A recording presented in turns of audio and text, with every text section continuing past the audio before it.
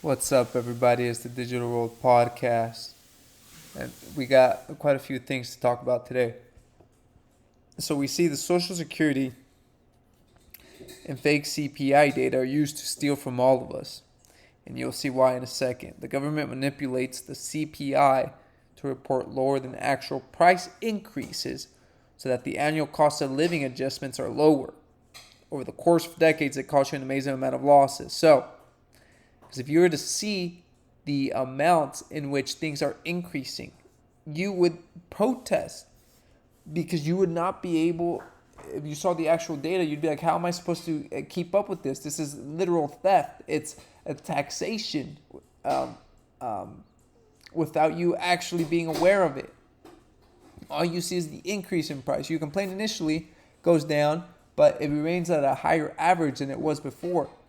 And if you see in each economic crisis, you see the price of oil go up, the price of the gallon of each tank, everything goes up, and people complain, and then it starts coming down, and people stay at bay. But now they get used to, accustomed to these higher prices.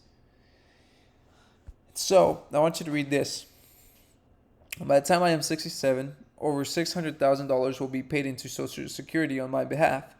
That money would have been worth $1.9 million if I had gotten a 5% return. My annual interest would be $95,000. The government promises me $3,075 dollars a month at 67, which is $37,000 a year. How is that not theft? So, they say, oh, inflation rises 2%, a year, yada yada. But here, the case he's making is based on their data that they're giving you. They're saying, oh, you can have this much in order to survive. That's not the case. I know personally, I have a lot of family members, and I know people that when they get this money, they can barely even afford their rent. They're making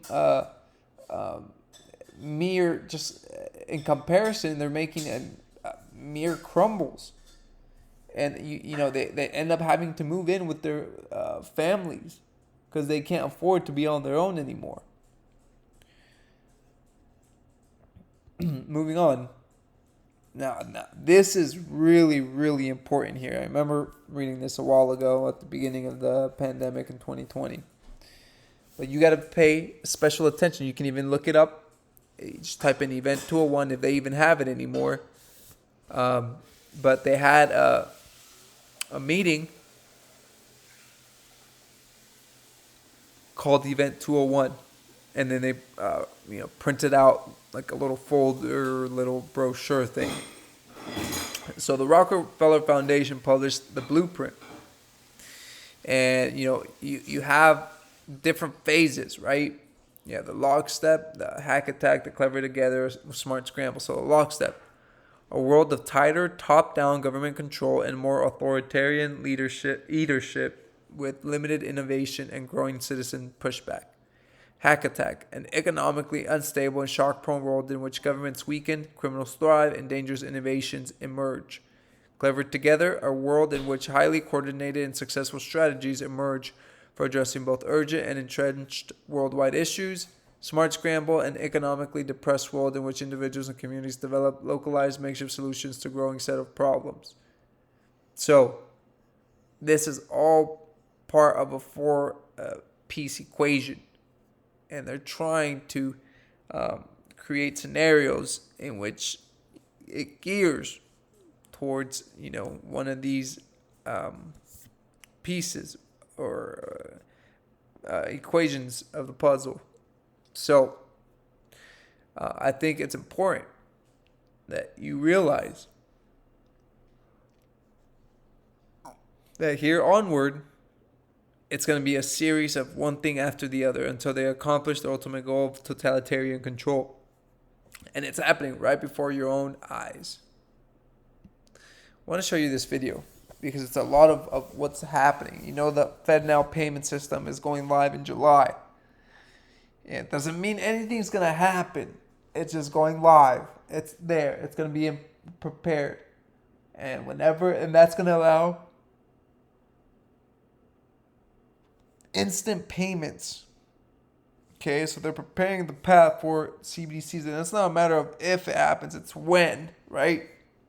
So take a listen to, I think this is the UK Prime Minister, I believe. The group of the world's 7 most advanced economies, the G7, is launching a set of public policy principles for retail central bank digital currencies, CBDCs. Central bank digital currencies could be a digital version of money, a bit like a digital banknote that could be used alongside physical notes and coins. Unlike most of the digital money people use daily today, it would be issued directly by a central bank, like the Bank of England in the UK. And governments and central banks across the world are working together, looking into what having a digital currency might mean in practice. This includes issues that people care about, such as ensuring users' money would be safe and secure, that it could work with other ways to pay, would be energy efficient and available to everyone. A potential CBDC could offer businesses and consumers new ways to pay in the future. It's all part of the wider story of digital innovation that has delivered benefits to millions around the world and in the UK. The decision on whether to launch a central bank digital currency is for each country to make, and no G7 jurisdiction has yet made that choice. These decisions raise important questions about the reshaping of our economy, financial systems, and the way in which people interact with money and payments. That's why working together and careful evaluation with our international partners is essential. In the UK, earlier this year, I announced a new joint task force between the Treasury and the Bank of England to look into a potential CBDC as a complement to cash and bank deposits. We're also hearing from firms, technology experts, and others. Under the leadership of the UK... So essentially, what you're hearing is that sorry, the dog over here was making some noise. But so they're essentially pushing for these digital currencies, and I mean, there's certain themes you're starting to hear become more and more of an emphasis. Obviously, digital currencies. And also things like this. Hear this guy. I hope in one way or another, we are so far, globally, we are so far above the population and the consumption levels which can be supported by this planet that I know in one way or another it's going to come back down. So I don't hope to avoid that.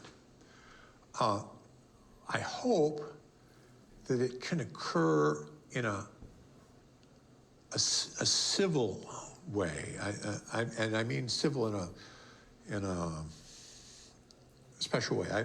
Peaceful.